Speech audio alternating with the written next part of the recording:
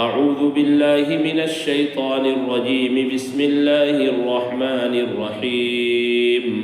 الف لام میم را تلک آیات الكتاب والذی انزل الیک من ربک الحق ولكن اکثر الناس لا یؤمنون صدق اللہ العظیم۔ آج کے اس خلاصے میں سورہ رعد کا خلاصہ پیش کیا جائے گا۔ سورہ رعد کے معنی گرج اور چمک کے ہیں۔ اس سے پہلے جو سورہ یوسف آئی تھی اس میں اللہ تبارک و تعالیٰ نے کائنات کے اندر کی نشانیوں کو بتلایا تھا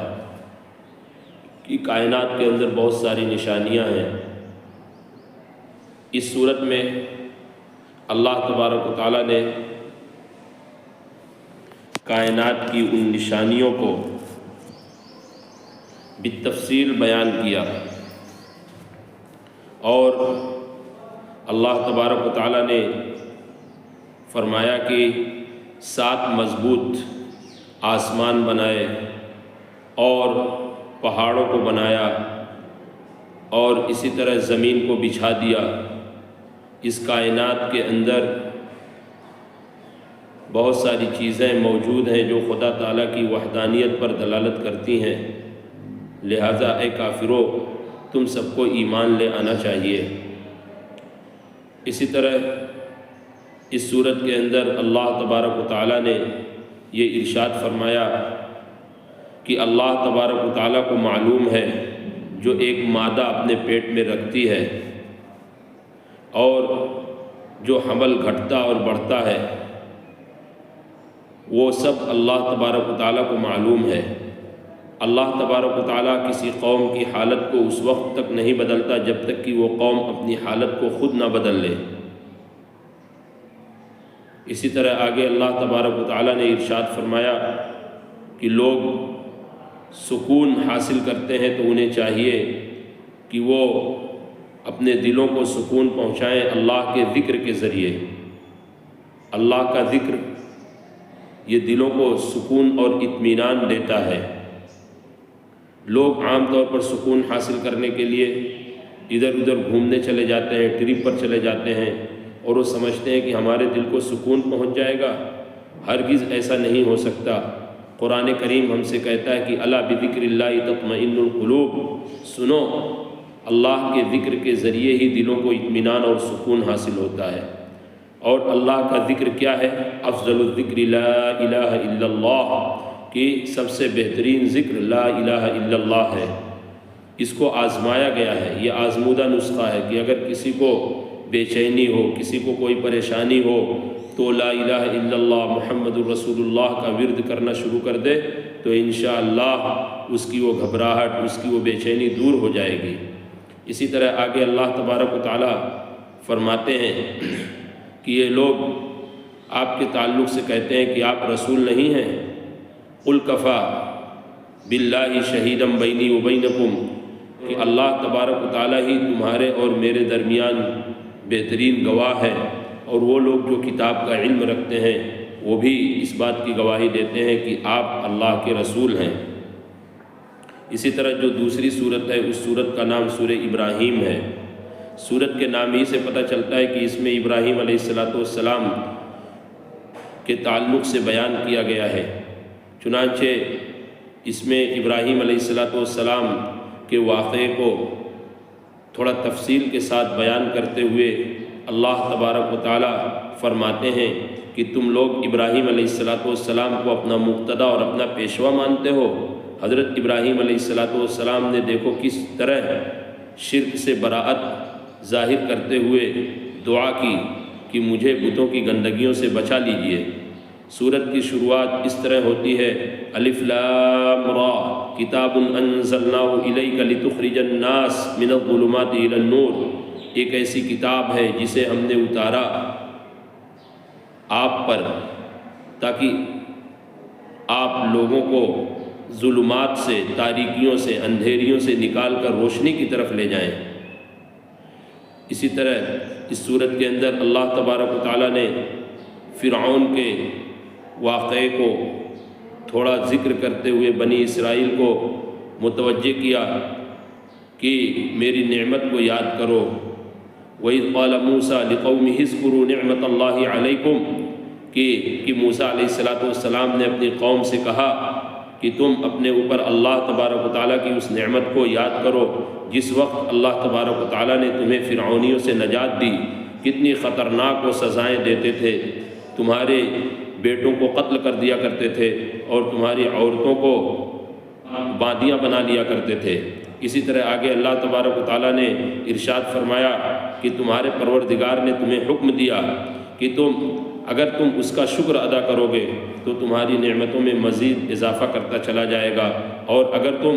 ناشکری کرو گے تو یاد رکھو میرا عذاب بڑا سخت ہے۔ اسی طرح آگے اللہ تبارک و تعالیٰ نے شیطان کے تعلق سے ارشاد فرمایا کہ جب آخرت میں فیصلہ ہو جائے گا تو شیطان اپنے ہم نواؤں سے کہے گا کہ میں نے تم سے دنیا میں وعدہ کر رکھا تھا اور اللہ تعالیٰ نے بھی وعدہ کر رکھا تھا، اور تم نے اللہ کے وعدے کو سچا پایا اور میں نے اس وقت تم کو گمراہ کیا تھا، آج میں تمہارا ساتھ ہرگز نہیں دوں گا، تمہارا عمل تمہارے ساتھ اور میرا عمل میرے ساتھ ہے۔ اسی طرح اللہ تبارک و تعالیٰ نے کلمہ طیبہ اور کلمہ خبیثہ کی مثال بیان فرمائی کہ کلمہ طیبہ وہ کلمہ ہوتا ہے جو پاکیزہ ہوتا ہے، اس کی مثال ایک درخت سے دی ہے کہ جس کی جڑ زمین میں کافی اندر تک ہو اور اس کا جو تنا ہو وہ خوب اونچا ہو۔ اس سے عام طور پر مفسرین نے کھجور کا درخت مراد لیا ہے کہ اس کو کتنا بھی آندیاں حالات کتنا بھی آئیں وہ درخت اپنے آپ میں مضبوطی کے ساتھ اپنی جگہ پر قائم و دائم رہتا ہے اور اس کا پھل بہت اوپر لگتا ہے اور تمام کثافتوں سے وہ پاک صاف رہتا ہے۔ اسی طرح کلمہ خبیثہ کی مثال بیان فرمائی کہ وہ ایسا کلمہ ہوتا ہے جس کی مثال ایک جھاڑ جھنکار کی جیسی ہے کہ ایک بچہ بھی اگر ہاتھ لگائے تو وہ فوراً ٹوٹ پھوٹ کر فنا ہو جاتا ہے۔ اسی طرح اللہ تبارک و تعالیٰ نے یہ فرمایا کہ وہ لوگ جو ایمان پر دنیا میں قائم رہتے ہیں تو اللہ تبارک و تعالیٰ انہیں دنیا اور آخرت میں ثابت قدمی عطا فرماتا ہے۔ چنانچہ قبر کے اندر جب وہ دفن کر دیے جاتے ہیں تو اللہ تبارک و تعالیٰ اسی کلمے کے بدولت قبر کے عذاب سے انہیں نجات دلاتا ہے۔ اسی طرح ابراہیم علیہ السلام کے اس واقعے کو ذکر کیا کہ دیکھو اللہ تبارک و تعالیٰ کے حکم پر کس طرح حضرت ابراہیم علیہ السلام نے اپنی بیوی اور اپنے شیرخوار بچے کو بے آب و گیاہ وادی میں چھوڑ کر چلے گئے تھے، جو بے آب و گیاہ وادی ایسی تھی کہ نہ وہاں پانی تھا نہ وہاں کھانے پینے کا کوئی سامان تھا، لیکن اللہ کے بھروسے پر وہ چھوڑ کر چلے گئے تھے۔ لہٰذا تمہیں چاہیے کہ جس کی تم پیروی کرتے ہو، جس کی بات مانتے ہو، تم بھی ویسے ہی کرو اور اس کی فرما برداری کرو۔ اور حضرت ابراہیم علیہ السلام کی اس دعا کو خصوصاً ذکر کیا، رب اجعلنی مقیم الصلاۃ ومن ذریتی ربنا وتقبل دعا، اے میرے پروردگار مجھے نماز قائم کرنے والا بنا اور میری اولاد کو بھی، اور تو اے ہمارے رب تو دعا قبول کرنے والا ہے۔ اسی طرح اگلی جو سورت ہے اس سورت کا نام سورہ حجر ہے، اس کی شروعات اس طرح ہوتی ہے کہ الف لام را تلک آیات الکتاب و قرآن مبین، کہ الف لام را یہ واضح کتاب کی آیتیں ہیں۔ کافر بار بار اس بات کی خواہش اور تمنا کریں گے کہ کاش کہ انہیں دوبارہ دنیا میں لوٹا دیا جاتا، لیکن یہ بات تو حقیقت روشن کی طرح عیاں ہے اور یہ حقیقت ہے کہ کبھی ایک بار دنیا سے جو شخص چلا جائے گا اسے دوبارہ آنا نہیں ہوگا۔ اسی طرح اللہ تبارک و تعالیٰ نے اس صورت کے اندر انسانوں کی تخلیق کا تذکرہ کیا ہے، ساتھ ہی ساتھ آدم علیہ السلام کا تذکرہ کرتے ہوئے کہ انسان کو کتنا بلند بنایا، ہم نے فرشتوں کے ذریعے انسان کا سجدہ کرایا، لیکن ابلیس جو متکبر تھا اپنے تکبر کی وجہ سے اس نے سجدہ نہیں کیا اور وہ نافرمانوں میں سے ہو گیا، تو اللہ تبارک و تعالیٰ نے اسے جنت سے نکال دیا۔ اللہ تبارک و تعالیٰ نے جہنم اور جنت کا ذکر کیا ہے، اور ساتھ ہی ساتھ انبیاء کرام کے حالات خصوصاً لوط علیہ السلام اور ہود علیہ السلام، شعیب علیہ السلام، ان کی قوموں کے واقعات کو ذکر کرتے ہوئے کفار مکہ کو متنبع کیا کہ جس طرح ان قوموں نے اپنے نبیوں کی باتیں نہیں سنی، ان کی باتوں کو انکار کر دیا، ان کی بات نہیں مانی، اللہ تبارک و تعالیٰ نے کس طرح انہیں سزائیں دیں۔ اگر تم اسی طرح نبی کی بات کا انکار کرو گے تو تمہارے ساتھ بھی ویسا معاملہ ہو سکتا ہے۔ اصحاب حجر کا تذکرہ کیا، جس سورت پر جس کا کہ سورت کا جو نام ہے کہ اصحاب حجر یعنی پتھر والے، یہ بہت طاقتور، عام طور پر اس سے قوم سمود مراد لی گئی ہے کہ قوم سمود کو اللہ تبارک و تعالیٰ نے کس طرح فنکاری عطا فرمائی تھی کہ وہ پہاڑوں کو تراش تراش کر گھر بناتے تھے، اور اسی طرح جو ہے وہ پہاڑ ان کے ہاتھ میں اللہ تبارک و تعالیٰ نے موم بنا دیا تھا۔ تو یہ بہت بڑی بات تھی، لہٰذا انہیں اللہ تبارک و تعالیٰ کی عبادت کرنی چاہیے تھی، یہ قدرت اللہ کی طرف سے سمجھنی چاہیے تھی، لیکن انہوں نے تکبر کرتے ہوئے اللہ تبارک و تعالیٰ کی نافرمانی کی تو اللہ تبارک و تعالیٰ نے انہیں تباہ و برباد کر دیا۔ اسی طرح آگے اللہ تبارک و تعالیٰ نے قیامت کے تعلق سے بیان فرمایا کہ آپ اپنے پروردگار کی عبادت کرتی رہیے یہاں تک کہ قیامت آ جائے۔ اگلی جو سورت ہے اس سورت کا نام سورہ نحل ہے۔ سورہ نحل کے اندر جو ہے اللہ تبارک و تعالیٰ نے شروع میں بہت ساری نعمتوں کا تذکرہ کرتے ہوئے یہ فرمایا کہ اللہ نے بہت ساری نعمتیں دے رکھی ہیں، لہٰذا ان نعمتوں کے شکر میں تمہیں اللہ کی عبادت کرنی چاہیے۔ عام طور پر کفار یہ سوال کرتے تھے کہ آپ ہمیشہ یہ کہتے ہیں کہ میری بات مان لو، اگر نہیں مانو گے تو تمہیں بہت سزا اٹھانی پڑے گی، تمہیں بہت تکلیف ہوگی، تو قیامت سے ڈراتے ہو، تو اگر قیامت برحق ہے تو تم کیوں نہیں لے آتے ہو؟ اللہ تبارک و تعالیٰ فرماتے ہیں کہ اللہ کا یہ قیامت جو ہے اللہ کے قبضے میں ہے، اللہ تبارک و تعالیٰ قیامت کو لے آئیں گے تو تمہیں پھر موقع نہیں ملے گا۔ اسی طرح جانوروں کا ذکر کیا ہے کہ اللہ نے ایسے جانور بنائے ہیں جو تمہارے بوجھوں کو لاد کر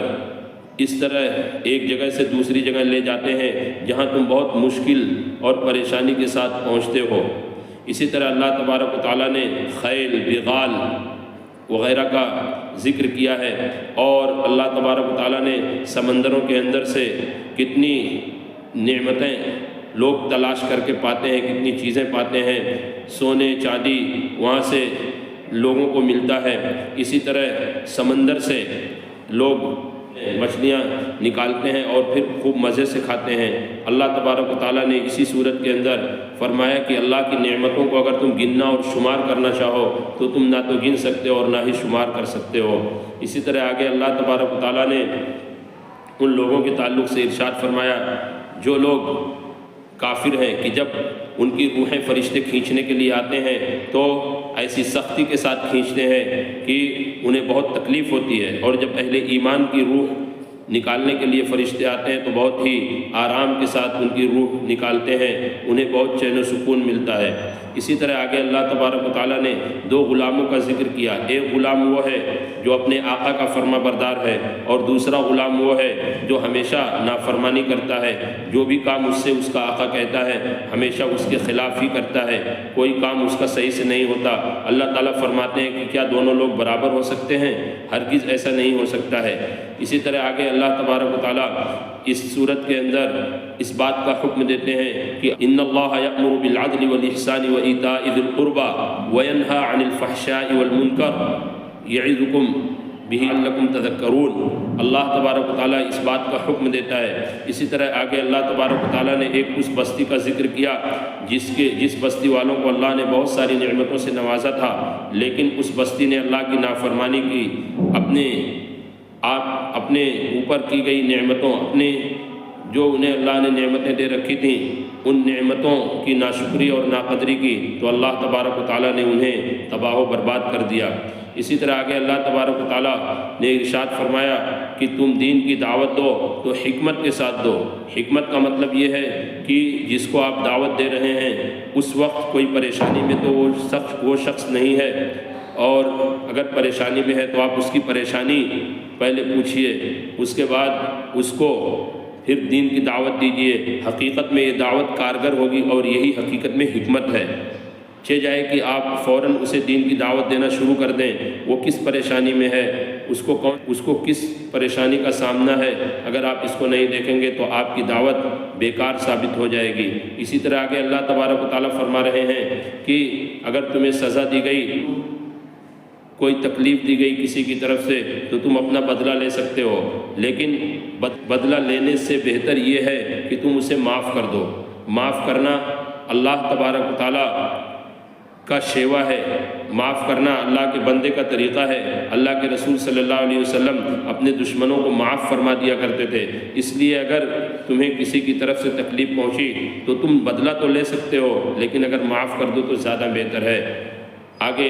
سورت کے اخیر میں اللہ تبارک و تعالیٰ فرماتے ہیں ان اللہ مع الذین اتقوا، کہ یقیناً اللہ تبارک و تعالیٰ ان لوگوں کے ساتھ ہے جو لوگ اللہ سے ڈرنے والے ہیں، اور یہی لوگ نیک کام کرنے والے ہیں۔ اسی پر سورت کا اختتام ہوتا ہے۔ اللہ تبارک و تعالیٰ ہم سب کو صحیح معنوں میں قرآن کریم پڑھنے، سمجھنے اور اس پر عمل کرنے والا بنائے۔ قرآن کریم کے ذریعے ہمارے شہر، ملک اور عالمی اسلام کے حالات تبدیل فرمائے۔ سبحان اللہ وبحمدہ، سبحانک اللہم وبحمدک، اشہد ان لا الہ الا انت، استغفرک واتوب الیک۔ سبحان ربک رب العزۃ عما یصفون، وسلام علی المرسلین، والحمد للہ رب العالمین۔